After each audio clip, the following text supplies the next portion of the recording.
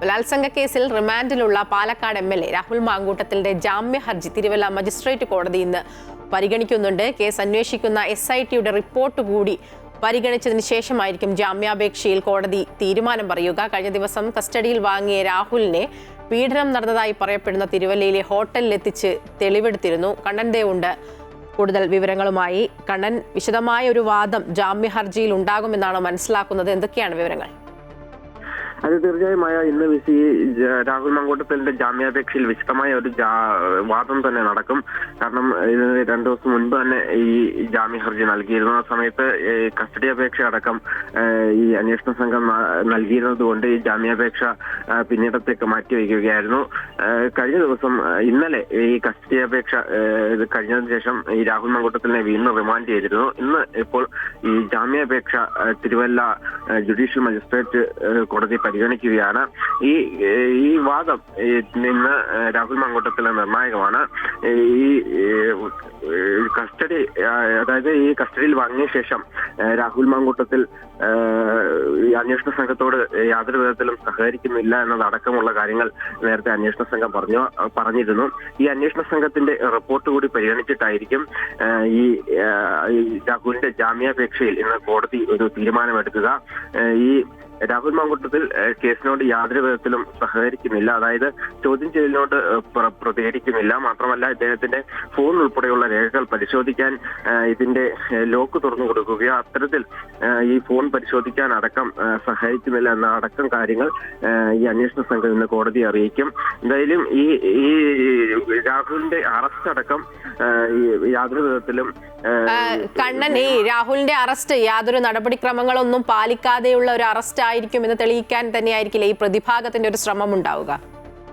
അതെ, നിയമവിരുദ്ധമായ രീതിയിലാണ് രാഹുലിന്റെ അറസ്റ്റ് അടക്കം നടത്തിയിരിക്കുന്നത് എന്നാണ് പ്രതിഭാഗം വാദിക്കുന്നത്. അതായത് പരാതിക്കാരിയുടെ നേരിട്ടുള്ള പരാതിയോ അല്ലെങ്കിൽ പരാതിക്കാരി എത്തി ഒപ്പിട്ട് കൊടുക്കുകയോ അത്തരത്തിൽ മൊഴി രേഖപ്പെടുത്തുന്ന അടക്കമുള്ള കാര്യങ്ങൾ ഈ കേസിൽ ഉണ്ടായിട്ടില്ല.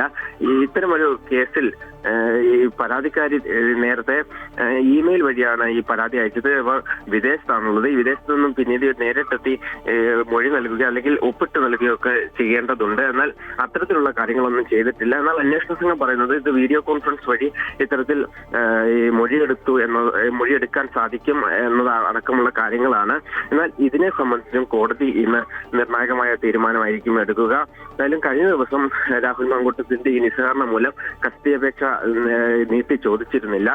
ഇന്നലെ തന്നെ ജാമ്യാപേക്ഷ നാളെ കോടതി പരിഗണിക്കുമ്പോൾ ആ ജാമ്യാപേക്ഷയിൽ കൂടുതൽ വാദം നടക്കുമെന്ന് ഈ പ്രതിഭാഗം വക്കീൽ അറിയിച്ചിരുന്നു.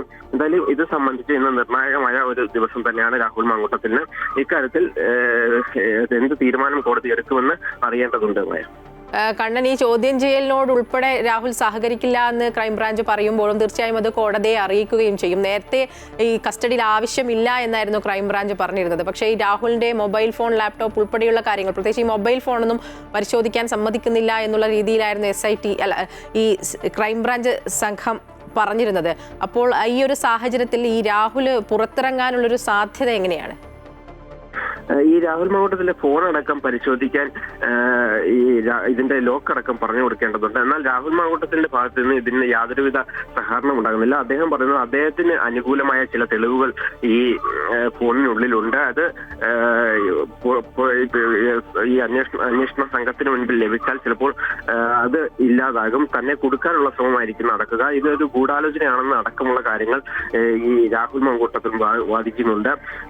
അതുകൊണ്ട് തന്നെ കഴിഞ്ഞ ദിവസങ്ങളിൽ ഈ SIT സംഘം ഇദ്ദേഹത്തിന്റെ കസ്റ്റഡി അപേക്ഷ നീട്ടി ചോദിച്ചിരുന്നില്ല. ഇദ്ദേഹത്തിന് ജാമ്യാപേക്ഷ ഇന്ന് പരിഗണിക്കുന്നത് കൊണ്ട് തന്നെ അത്തരം കാര്യങ്ങളൊക്കെ ഈ SIT സംഘം കോടതിയെ ഇന്ന് അറിയിക്കും.